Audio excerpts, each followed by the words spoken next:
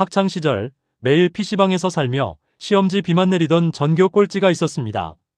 맨날 놀고 먹는다고 부모님 가슴을 까맣게 태우던 이 녀석이 최근 부모님 앞에 무릎을 꿇었습니다. 눈물을 흘리며 이런 말을 남겼죠. 엄마, 아빠. 어릴 때 저 공부 안 시키고 그냥 놀게 해주셔서 진짜 감사합니다. 불효자가 마침내 정신을 차린 걸까요? 아닙니다. 이 친구 얼마 전 통장에 6억 원이 한 방에 찍혔거든요. 강남 아파트 한 채 값에 버금가는 이 어마어마한 돈의 정체, 바로 성과급입니다. 의사 부럽지 않은 역대급 공돌이 부자의 탄생. 믿기지 않으시겠지만 지금 대한민국 최고의 직장 삼성전자에서 실제로 벌어지고 있는 실화입니다. 전교 꼴찌, 연봉 대박의 비밀. 야, 너 이번에 명절 때 내려가면 큰아빠 얼굴 어떻게 보냐? 대놓고 비교당할 텐데. 불과 몇 년 전까지만 해도 명절 전날이면 친구들과 동네 포장마차에 모여 소주잔을 기울이며 이런 한탄을 나누던 녀석이 있었습니다. 학창시절 내내 시험지에는 비가 내렸고 성적표를 들고 집에 가는 날이면 어머니의 깊은 한숨 소리가 온 집안을 가득 채우기 일쑤였던 그런 흔한 동네 꼴찌 녀석 말입니다. 매일 PC방에서 살다시피 하며 부모님 속을 새까맣게 태우던 그 철부지 공대생이 최근 온 동네를 발칵 뒤집어 놓는 초대형 사건의 주인공이 되어 돌아왔습니다. 명절날 온 친척이 모인 자리에서 당당하게 가슴을 펴고 앉아 부모님께 수줍게 봉투 하나를 내밀었는데 그 안에 적힌 숫자를 본 일가 친척들이 모두 비명을 지르고 말았습니다. 그 자리에는 어릴 때부터 수제 소리를 들으며 자라 결국 강남역의 번듯한 피부과를 개원한 사촌형도 앉아 있었죠. 항상 집안의 자랑이자 비교 대상의 정점에 서 있던 그 의사 사촌형마저 눈이 휘둥그레져서 입을 다물지 못했습니다. 야, 너 이게 진짜 내 통장에 찍힌 금액이라고? 말도 안 돼. 이거 포토샵으로 조작한 거 아니야? 사촌형의 떨리는 목소리에 온 집안에 기묘한 침묵이 흐른 것도 잠시 이내 고모들과 삼촌들의 경악 섞인 질문이 쏟아지기 시작했습니다. 그 꼴찌 녀석의 통장에 단 한 번에 찍힌 돈은 다름 아닌 6억 원. 웬만한 직장인이 평생을 숨만 쉬고 모아도 만지기 힘든 거금이자 서울 외곽도 아닌 서울 하늘 아래 번듯한 아파트 한 채를 현찰로 살 수 있는 그 어마어마한 돈의 정체는 바로 성과급이었습니다. 아니, 의대간 전교 1등보다 매일 놀고 먹던 공대간 꼴찌가 돈을 더 많이 번다고? 이게 도대체 요즘 세상에 가능한 일이야? 라며 동네 아주머니들은 눈을 흘겼고 동네 백수형들은 배가 아파 잠을 못 잔다며 아우성을 쳤습니다. 하지만 이것은 허구의 소설이나 유튜브의 자극적인 주장 영상이 아닙니다. 지금 현재 대한민국 직장인 사회의 심장부에서 그것도 대한민국을 대표하는 글로벌 초일류 기업의 대명사 삼성전자에서 실제로 벌어지고 있는 가슴 뛰고도 충격적인 현실입니다. 과거에는 인생의 성공 공식이 너무나도 단순하고 명확했습니다. 무조건 잠을 줄여가며 코피를 쏟고 공부해서 전교 1등을 하고 서울대나 의대에 진학해 사자 들어가는 전문직 명함을 파는 것만이 신분 상승과 부의 축적을 보장하는 유일한 고속도로라고 다들 굳게 믿었습니다. 그래서 전국의 수많은 부모들은 아이들을 새벽같이 학원가로 내몰았고 대치동의 밤거리는 아이들을 태우기 위한 학원 버스들로 매일같이 장관을 이루었습니다. 대기업 직원은 그래봐야 결국 월급쟁이일 뿐이고 의사나 변호사 같은 전문직의 수입에는 비할 바가 못 된다는 인식이 콘크리트처럼 견고하게 자리 잡고 있었던 시절이었습니다. 하지만 지금 그 견고하던 대한민국 사회의 성공 패러다임이 뿌리째 흔들리다 못해 완전히 뒤집히고 있습니다. 매일 밤낮으로 연구실에서 기름때 묻혀가며 밤을 새우던 공대생들, 이른바 공돌이라 불리며 전문직들에 비해 상대적으로 가려져 있던 이들이 단 한 번의 성과급으로 인생의 시나리오를 통째로 바꿔버리는 대변혁의 시대가 도래한 것입니다. 내가 의대 가려고 재수 삼수까지 해가며 보낸 그 청춘의 시간은 도대체 뭐가 되냐라는 의대생들의 한탄이 커뮤니티를 도배하고 다시 태어나면 무조건 대기업 반도체 학과로 가겠다라는 직장인들의 피눈물 나는 고백들이 쏟아져 나오고 있습니다. 이런 현상이 나타나게 된 배경에는 글로벌 기술 패러다임의 급격한 변화가 자리 잡고 있습니다. 인공지능 기술이 하루가 다르게 폭발하고 전 세계 모든 빅테크 기업들이 고성능 반도체를 구하지 못해 발을 동동 구르는 전례 없는 초호황기가 찾아오면서 반도체를 만들어내는 엔지니어들의 몸값이 그야말로 천정부지로 치솟은 것입니다. 회사가 벌어들이는 이익의 단위가 조 원을 넘어 수십조, 수백조 원에 달하게 되자 그 이익을 직원들과 나누는 성과 보상 체계의 규모 역시 평범한 대중의 상식을 가볍게 뛰어넘는 수준으로 진화해버렸습니다. 한 장의 계약서, 한 번의 성과급 산정 공식에 의해 누군가는 하룻밤 사이에 강남 아파트 잔금을 치를 수 있는 자산가로 변신하고, 누군가는 어제와 똑같은 월급 명세서를 보며 한숨을 쉬어야 하는 이 냉혹하고도 짜릿한 현실. 직장인들 사이에서는 이제 연봉이 얼마냐는 질문은 구시대의 유물이 되었습니다. 너 이번에 몇 프로 받냐? 몇 장 터졌냐?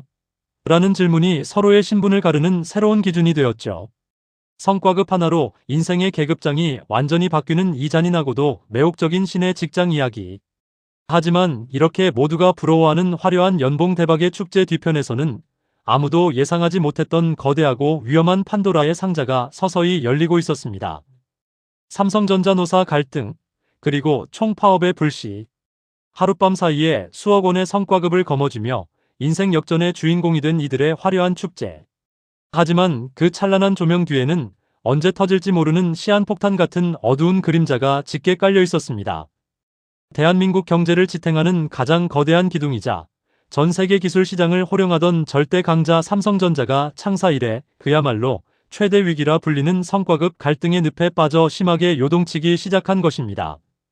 매일 아침 전광판에 찍히는 수십조 원의 영업이익을 보며 가슴 벅차하던 직원들의 눈빛은 어느새 분노와 배신감으로 가득 찬 서슬퍼런 칼날로 변해 있었습니다.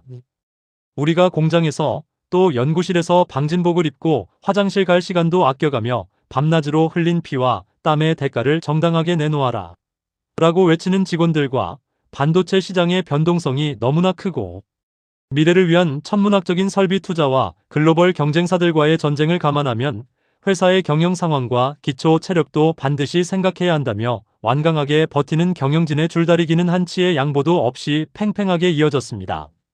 사내 게시판은 연일 경영진을 성토하는 글들로 마비가 되었고, 공장 복도에는 붉은색 머리띠를 맨 직원들의 무거운 침묵이 흐르기 시작했습니다. 이것은 단순히 몇백만 원의 보너스를 더 받고 덜 받는 수준의 가벼운 다툼이 아니었습니다.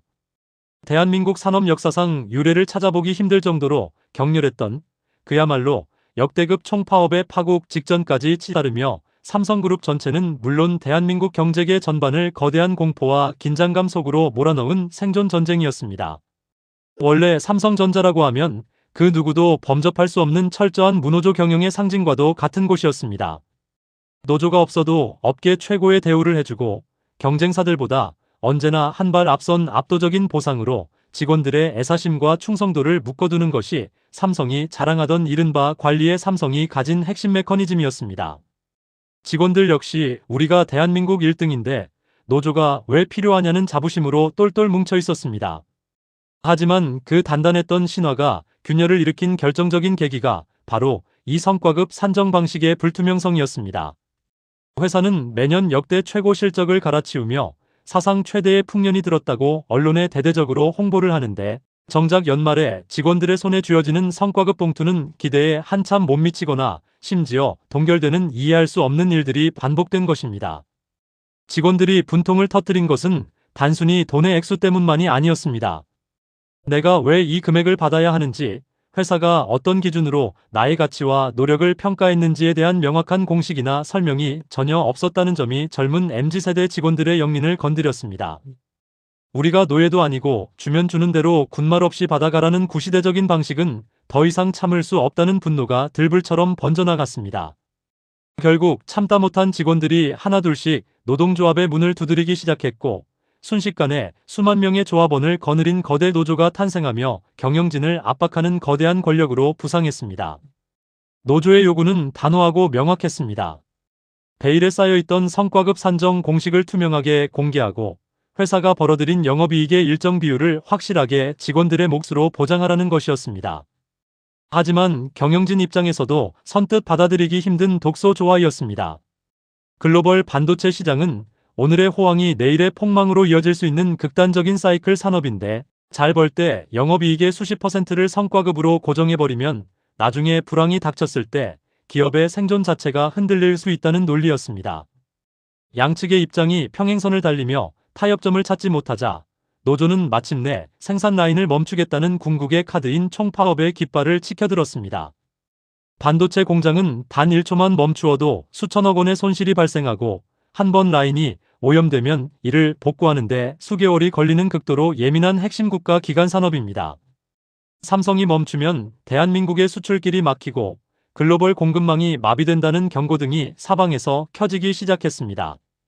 정부 관계자들과 경제단체들이 연일 성명서를 발표하며 우려를 표명했고 주식시장은 삼성의 파업 여부에 따라 수십조 원의 시가총액이 왔다 갔다 하며 피를 말리는 하루하루가 이어졌습니다. 5달이 넘는 긴 시간 동안 공장 정문 앞에서는 확성기 소리가 끊이지 않았고 뉴스 헤드라인은 매일같이 삼성의 파업 가능성을 긴급 타전했습니다. 그야말로 대한민국 전체가 숨을 죽이고 이 거대한 고래들의 싸움을 지켜보았습니다. 가까스로 파업이라는 최악의 파국은 면하며 극적인 합의안이 도출되기는 했지만 이번 사태가 남긴 상처와 후폭풍은 너무나도 깊고 뼈아팠습니다.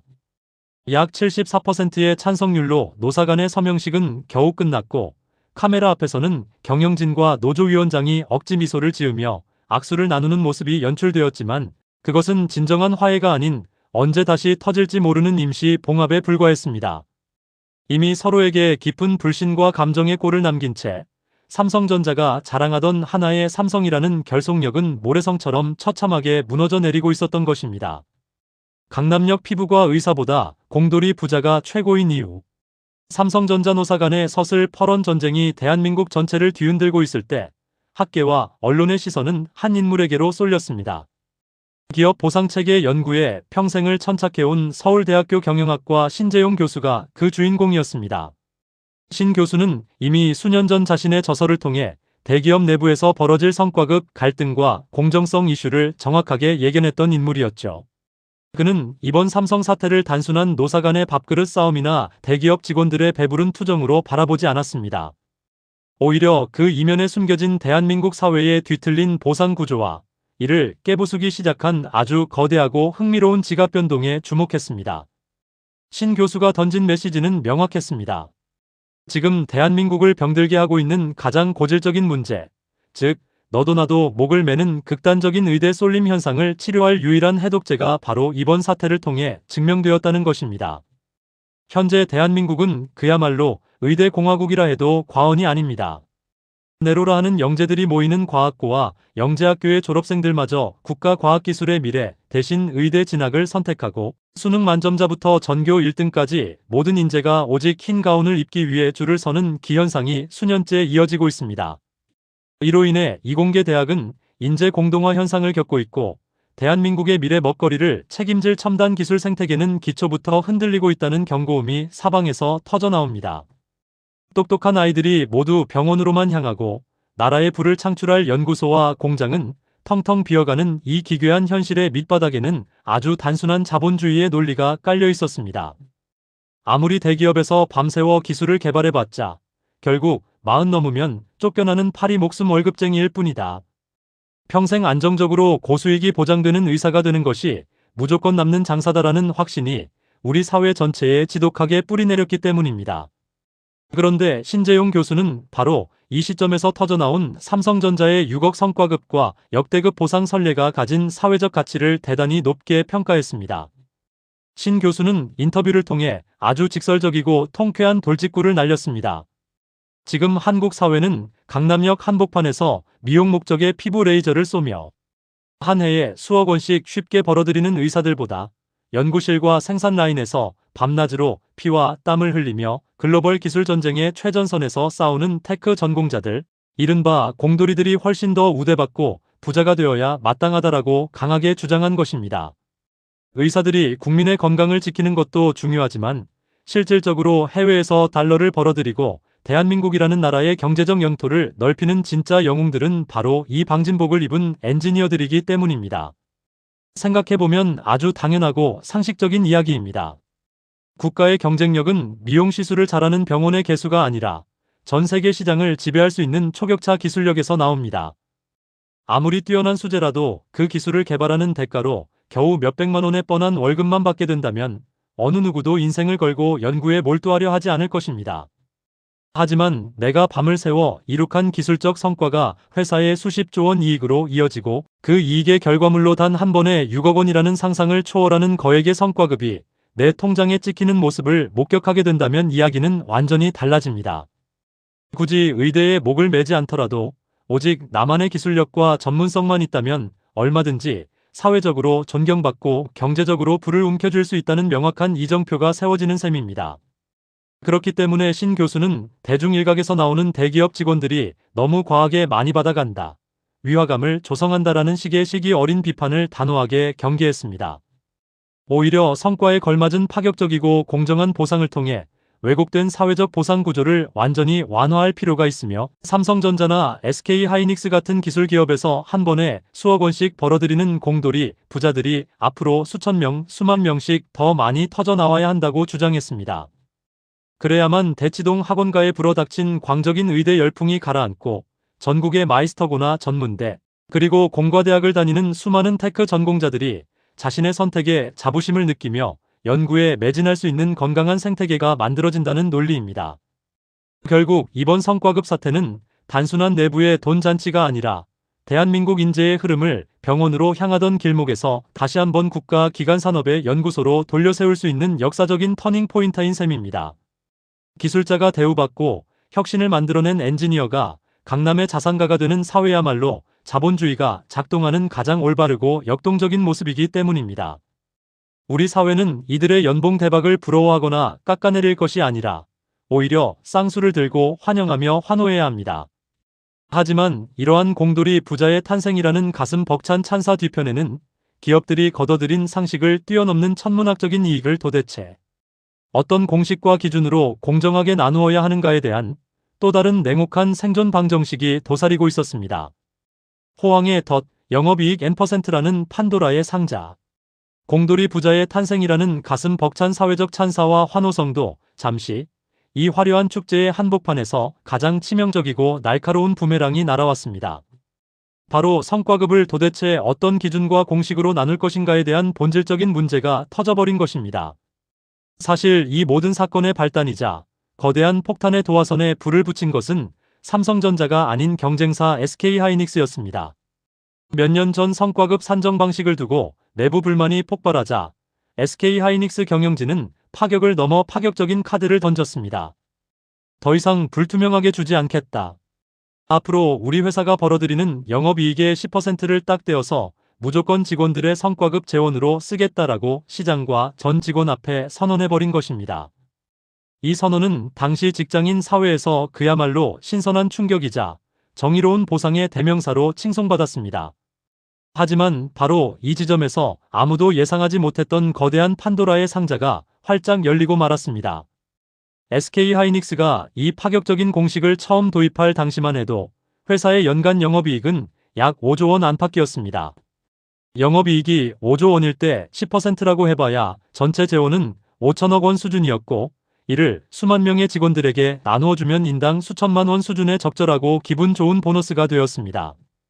회사로서도 충분히 감당할 수 있는 금액이었고 직원들도 투명해진 공식에 만족하며 애사심을 불태웠으니 그야말로 누이 좋고 매부 좋은 완벽한 해결책처럼 보였습니다. 그러나 글로벌 반도체 시장이라는 곳은 그렇게 호락호락하고 예측 가능한 곳이 아니었습니다. 인공지능과 초고성능 메모리 수요가 폭발하면서 반도체 시장은 역사상 유례가 없는 초대형 슈퍼사이클을 맞이했습니다. 기업들이 벌어들이는 이익의 단위가 과거의 수조 원 수준에서 갑자기 수십조 원, 심지어 향후 수백조 원에 이를 수도 있다는 초현실적인 전망이 쏟아지기 시작한 것입니다. 만약 진짜로 반도체 투톱 기업의 영업이익이 300조 원, 400조 원까지 치솟는 세상이 온다면 어떻게 될까요? 당초 약속했던 영업이익의 10%라는 공식을 그대로 적용하면 성과급으로만 무려 30조 원, 400조 원이라는 상상을 초월하는 돈을 직원들에게 깔아주어야 한다는 계산이 나옵니다.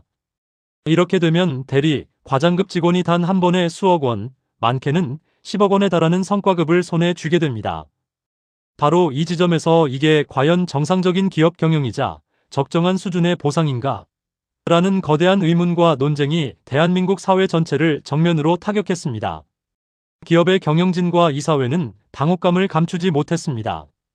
반도체는 끊임없이 수십조 원의 돈을 인프라와 장비에 쏟아부어야만 살아남을 수 있는 고도의 장치 산업인데, 잘 벌었다고 해서 그 엄청난 이익의 상당 부분을 성과급으로 다 써버리면 정작 다음 불황이 닥쳤을 때 버틸 체력이 남아나지 않는다는 비명이 터져나왔습니다.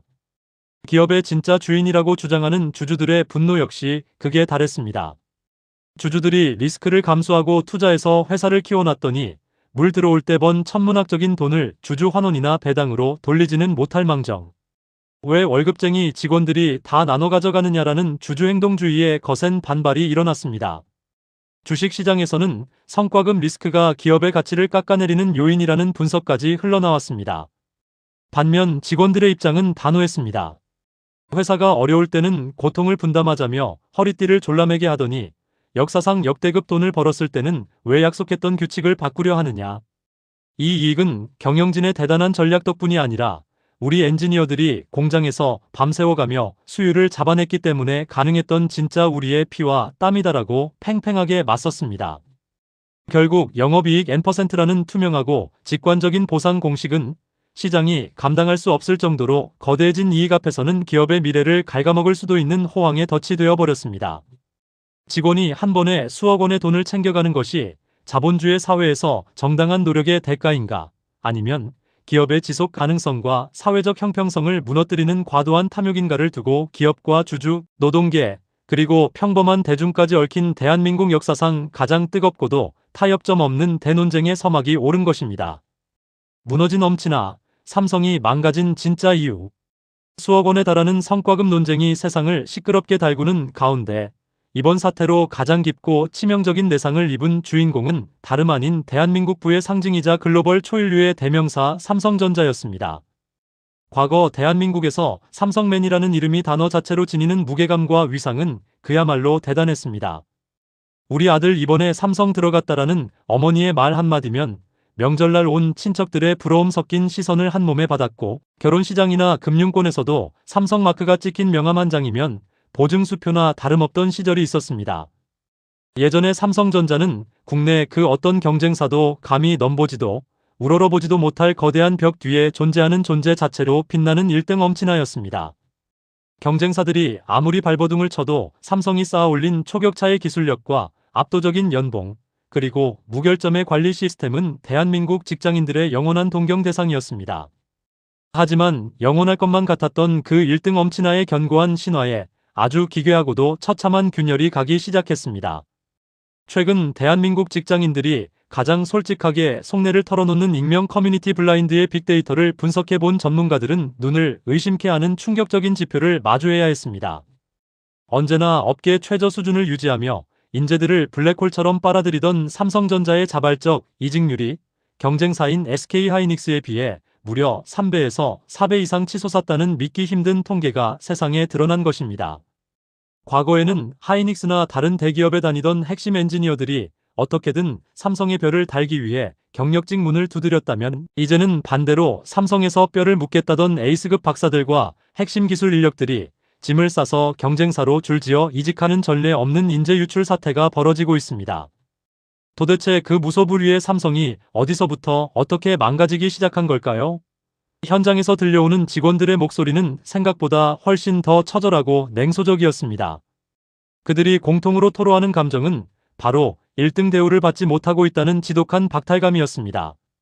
글로벌 시장에서 천문학적인 돈을 벌어다 주며 대한민국 경제를 먹여 살린다는 자부심으로 버텼는데, 막상 뚜껑을 열어보니 경쟁사보다 성과급 공식도 불투명하고 실제 손에 쥐는 보상의 총액마저 역전당하는 상황이 반복되자 직원들이 느끼는 배신감은 극에 달했습니다. 우리가 세계 1등 기업이라고 밤새워가며 청춘을 갈아 넣었는데 왜 보상은 2등, 3등 취급을 받아야 하느냐라는 분노가 젊은 엔지니어들의 가슴속에 들불처럼 번진 것입니다.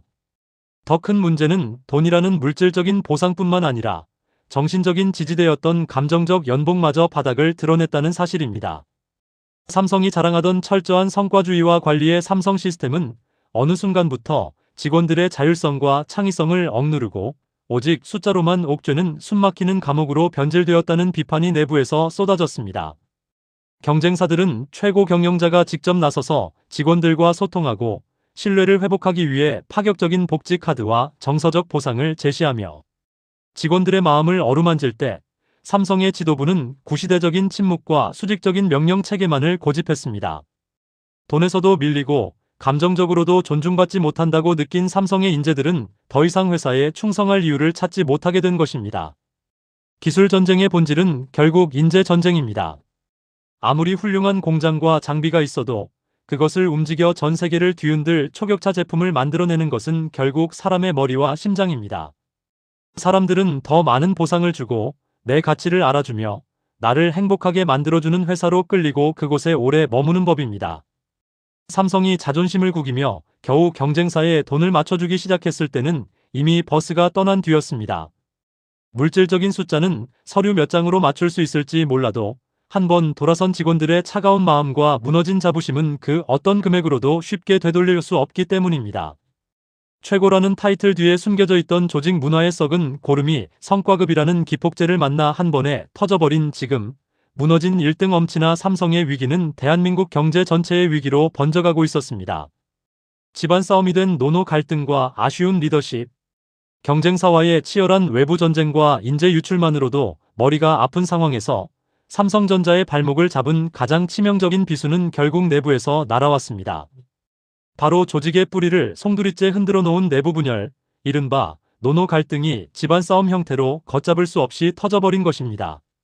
삼성전자라는 거대한 제국은 크게 반도체를 담당하는 DS 부문과 가전 및 스마트폰을 담당하는 DX 부문이라는 두 개의 거대한 축으로 지탱되어 왔습니다. 그런데 성과급이라는 예민한 판도라의 상자가 열리면서 매달 같은 출근 버스를 타고 같은 사내 식당에서 밥을 먹던 동료들이 어느 날 갑자기 서로를 향해 으르렁거리며 날선 공방을 벌이는 적대적인 관계로 돌변하고 말았습니다. 갈등의 발단은 명확했습니다. 글로벌 반도체 초호황의 덕을 톡톡히 보며 회사의 전체 이익 중 압도적인 지분을 차지한 반도체 DS 부서 직원들은 우리가 밤낮으로 방진복 입고 수명을 갈아 넣어서 수십조 원을 벌어왔으니 당연히 그에 걸맞은 억대 성과급을 받아야 한다고 목소리를 높였습니다. 반면 시장 상황의 악화나 치열한 단가, 경쟁 속에서 상대적으로 적은 영업이익을 기록한 가전과 모바일 DX 부서 직원들은 철저하게 소외당하며 빈손에 가까운 보상을 받아야 했습니다. 똑같이 출근해서 똑같이 땀 흘려 일했는데 단지 소속된 부서가 다르다는 이유만으로 누군가는 하룻밤 사이에 수억 원을 챙겨 강남 아파트 잔금을 치르고 누군가는 어제와 다름없는 초라한 월급 명세서를 받아들어야 하는 극단적인 양극화가 한 회사 안에서 발생한 것입니다. 사내 게시판은 연일 돈도 못 버는 부서가 왜 우리 피땀 어린 성과를 나눠 가지려 하느냐는 조롱과 우리가 놀았냐. 사업부마다 사이클이 있는 건데. 이렇게 사람을 무시하냐는 분노 섞인 폭로전으로 도배되며 그야말로 아수라장이 되었습니다. 사실 과거의 삼성에는 이러한 위기를 극복하는 아름다운 전통이자 무기가 있었습니다. 한쪽 사업부가 힘들고 눈물을 흘릴 때 다른 쪽 잘나가는 사업부가 든든하게 버팀목이 되어주며 서로를 메워주던 끈끈한 하나의 삼성원 샘성 정신이 그것이었습니다. 과거 반도체 부문이 대규모 설비 투자와 혹독한 불황으로 수조 원의 적자를 내며 휘청거릴 때 든든하게 달러를 벌어다주며 반도체 라인을 지켜내고 엔지니어들의 월급을 대준 것은 다름 아닌 전성기의 애니콜과 갤럭시를 만들던 무선 사업부, 즉 지금의 DX 부문이었습니다. 지금은 우리가 돕지만 다음엔 너희가 우리를 살려라라는 묵직한 동료애와 연대의식이 있었기에 삼성은 거대한 시너지를 내며 글로벌 시장을 제패할 수 있었습니다. 하지만 철저하게 성과 있는 곳에 보상 있다는 신상필벌의 원칙만을 기계적으로 적용하기 시작하면서 이 위대한 공동체 정신은 흔적도 없이 모래성처럼 무너져 내렸습니다. 이제는 마치 아이스크림 장수와 우산 장수처럼 서로 한쪽이 울어야 내가 웃는 비장하고도 기괴한 적대적 공생관계로 전락해버린 것입니다. 이처럼 조직의 내부 결속력이 처참하게 박살나고 전 국민이 삼성의 부끄러운 집안 싸움을 생중계로 지켜보는 지경에 이르기까지 최고 지도부의 리더십은 너무나도 무기력하고 아쉬웠다는 뼈아픈 지적이 쏟아지고 있습니다. 대한민국의 다른 4대 대기업 그룹 총수들의 행보는 삼성과 확연히 비교되었습니다. 현대자동차그룹의 정의선 회장이나 SK그룹의 최태원 회장, LG그룹의 구광모 회장 등은 사내에서 성과급이나 보상 관련 갈등이 고개를 들 때 사태가 걷잡을 수 없이 커지기 전에 직접 전면에 나섰습니다. 타운홀 미팅을 열어 MZ세대 직원들과 격의 없이 토론하고 구성원들의 신뢰를 회복하기 위해 최선을 다하겠다며 진정성 있는 메시지와 구체적인 보상안을 선제적으로 제시해 파국을 막아냈습니다. 하지만 대한민국 재계의 맏형이라는 삼성의 이재용 회장과 사장단은 이 거대한 폭풍 속에서 이상하리만치 침묵과 방치로 일관했습니다. 과거 국정농단 사태 등의 여파로 인해 전면에 나서는 것을 극도로 조심스러워했을 것이라는 정무적인 분석도 나오지만 위기 상황에서 조직의 중심을 잡아주고 직원들의 상처받은 마음을 어루만져 주어야 할 오너의 리더십이 공백 상태였다는 점은 변명의 여지가 없습니다. 오너의 명확한 철학과 가이드라인이 부재하다 보니 전문 경영진 역시 리스크를 감수하려 하지 않고 구시대적인 임기응변으로 일관하며 5달이 넘는 시간 동안 협상을 질질 끌어 사태를 최악의 총파업 위기까지 키웠습니다. 결국 돈은 돈대로 엄청나게 쓰고도 직원들의 감정은 상할 대로 상해버린 최악의 선례를 남긴 셈입니다. 기술 전쟁보다 무서운 내부 분열의 독소가 삼성의 심장부를 파고드는 동안 그 누구도 책임을 지고 나서지 않았던 아쉬운 리더십의 결과는 너무나도 혹독한 청구서가 되어 삼성의 미래를 무겁게 짓누르고 있었습니다. 운발과 실력 사이, 그리고 대기업 양극화. 삼성전자와 SK하이닉스 등 반도체 대기업들이 수십조 원, 수백조 원이라는 상상을 초월하는 이익을 거두고 그 결과로 수억 원의 성과급 잔치를 벌이는 모습을 보며 우리는 한 가지 본질적이고 아주 날카로운 질문을 마주하게 됩니다. 이 어마어마한 돈은 과연 오롯이 그 회사 구성원들이 잘나고 능력이 뛰어나서 벌어들인 실력의 결과물인가, 아니면 거대한 글로벌 시장의 타이밍이 기가 막히게 맞아떨어진 역대급 운발의 결과물인가 하는 점입니다. 물론 영하의 날씨에도 방진복을 입고 라인을 지킨 엔지니어들의 밤샘 노력과 기술적 한계를 극복하기 위한 눈물겨운 헌신이 없었다면 이런 기적 같은 수율과 생산량은 절대 불가능했을 것입니다. 그것은 그 누구도 부인할 수 없는, 움직일 수 없는 사실이자 실력입니다.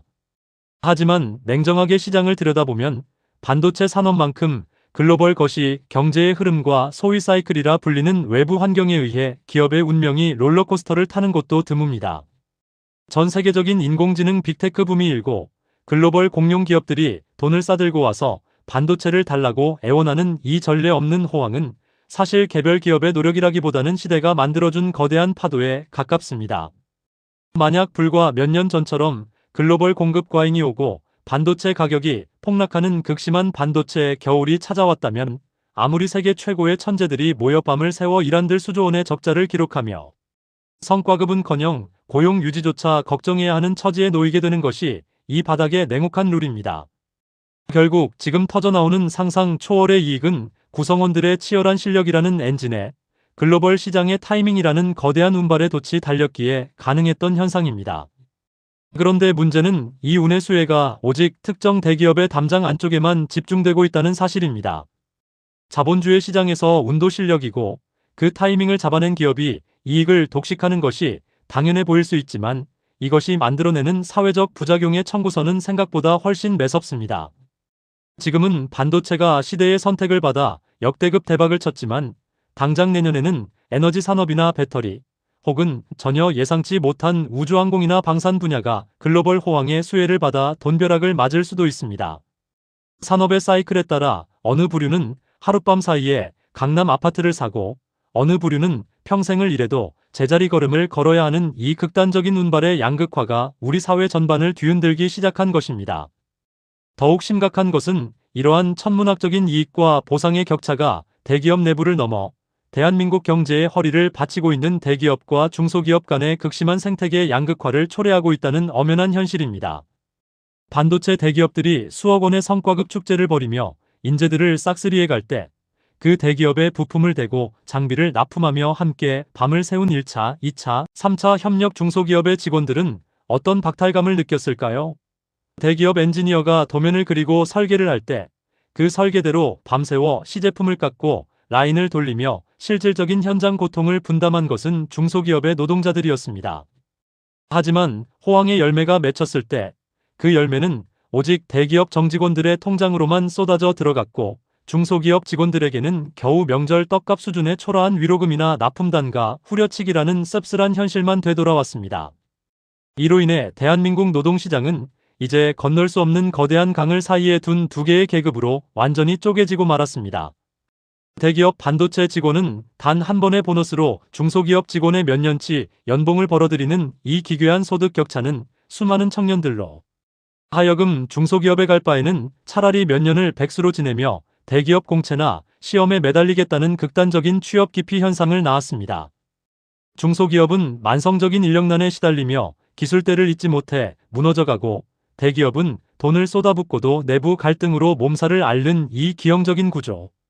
글로벌 시장이 선물한 상식을 뛰어넘는 엄청난 이익이 역설적이게도 대한민국 경제 생태계의 기초 체력을 뿌리째 갉아먹는 가장 위험한 양극화의 칼날이 되어 우리 모두의 목을 겨누고 있는 것입니다. 400조 시대의 새로운 규칙, 쉐어링 룰. 대기업과 중소기업 간의 극심한 양극화와 운발 논쟁이 대한민국 경제의 목을 죄어올 때 우리는 결국 가장 본질적이면서도 피할 수 없는 마지막 종착지에 다다르게 됩니다. 회사가 글로벌 시장의 거대한 파도를 타고 상식을 뛰어넘는 천문학적인 이익, 즉 연간 영업이익이 300조 원, 400조 원에 달하는 전대미문의 시대를 맞이했을 때 이 거대한 파이를 도대체 누구와 어떻게 어디까지 나누어야 하는가에 대한 새로운 분배의 규칙, 이른바 쉐어링 룰을 정립해야 하는 역사적인 순간을 맞이한 것입니다. 지금까지 우리 사회는 자본주의라는 이름 아래 자본을 댄 주주와 노동을 제공한 노동자가 서로 내 몫이 더 크다며 싸우는 이분법적인 논리에만 갇혀 있었습니다. 잘 벌면 주주에게 배당을 더 주거나 직원들에게 보너스를 얹어주면 그만이라는 1차원적인 보상 체계에 만족해왔던 것이 사실입니다. 하지만 영업이익 400조 원이라는 숫자는 단순히 한 기업의 뛰어난 경영 전략이나 직원 몇만 명의 밤샘 노력만으로 설명할 수 있는 영역이 아닙니다. 그 안에는 밤낮으로 먼지를 마시며 부품을 깎아 납품한 수많은 협력업체 노동자들의 보이지 않는 희생이 녹아있고, 기업이 마음 놓고 공장을 돌릴 수 있도록 전력과 용수를 대주고 도로를 깔아준 국가의 거대한 인프라 지원이 깔려 있습니다. 그리고 무엇보다 이 기업이 글로벌 초일류로 성장할 때까지 묵묵히 주가 하락과 불황의 터널을 함께 견뎌준 수많은 소액 주주들의 기다림과 대한민국이라는 공동체의 정서적 자산이 모두 녹아들어 있는 종합예술의 결과물입니다. 그렇기 때문에 이 상식을 초월하는 거대한 열매를 오직 대기업, 정직원들의 통장으로만 전부 쏟아붓는 기계적인 분배 방식은 더 이상 우리 사회가 지속 가능하게 수용할 수 없는 위험한 독소가 될 수 있다는 지적이 나오는 것입니다. 그렇다고 해서 일부 시민단체나 정치권에서 주장하듯 답을 미리 정해놓고 기업을 압박하는 방식은 철저하게 경계해야 합니다. 대기업이 너무 많이 벌었으니 강제로 세금을 더 걷거나 사회연대 임금이라는 이름으로 초과 이익을 무조건 나누어라라고 윽박지르는 방식은 자본주의의 가장 강력한 엔진인 혁신에 대한 동기부여를 완전히 꺾어버리는 최악의 악수가 될 수 있기 때문입니다.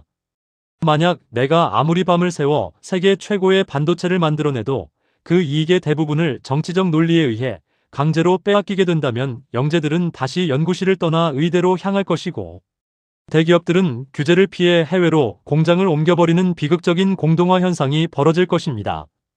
우리가 지금 논의해야 하는 것은 억압적인 강제가 아니라 철저한 연구와 상호 신뢰를 바탕으로 모두가 고개를 끄덕일 수 있는 공정하고도 스마트한 쉐어링 룰의 설계입니다. 삼성이 최근 노사합의 과정에서 협력업체와 상생생태계를 위해 5년간 5조 원을 기여하겠다는 상생기금 카드를 넌지시 던진 것도 바로 이러한 고민의 연장선에 있습니다. 하지만 연간 수십조, 수백조를 버는 규모에 비해 연간 1조 원 수준의 기여는 아직 시장과 협력업체들이 체감하기에는 턱없이 부족하고 애매하다는 차가운 시선이 지배적입니다. 단순히 피상적으로 기부금을 얼마 내거나 하청 대금을 제때 지급하는 수준의 생색내기식 지출 나열을 넘어 대기업이 초호황을 누릴 때 협력사의 기술 개발을 전폭적으로 지원하고 그들의 근로 환경과 복지 수준을 함께 끌어올리는 진짜 상생의 메커니즘이 작동해야 합니다. 영업이익의 일정 비율을 전사적인 풀풀로 만들어 잘나가는 사업부와 소외된 사업부가 서로를 도왔던 하나의 삼성 정신을 복원하는 한편, 그 온기가 담장 넘어 협력업체와 지역사회, 그리고 국가기술 생태계 전체로 물 흐르듯 흘러내려가도록 만드는 정교한 보상체계의 혁신. 이것이야말로 400조 시대가 우리에게 던진 거대한 숙제이자 해답입니다. 대한민국 경제의 심장인 삼성전자가 이번 성과급 잔치의 진통을 극복하고 자본과 노동, 그리고 수많은 이해관계자가 함께 공존할 수 있는 위대한 규칙을 만들어낼 때 우리는 비로소 공돌이 부자와 상생하는 기업이 함께 숨쉬는 진정한 의미의 초인류 경제 강국으로 도약하게 될 것입니다.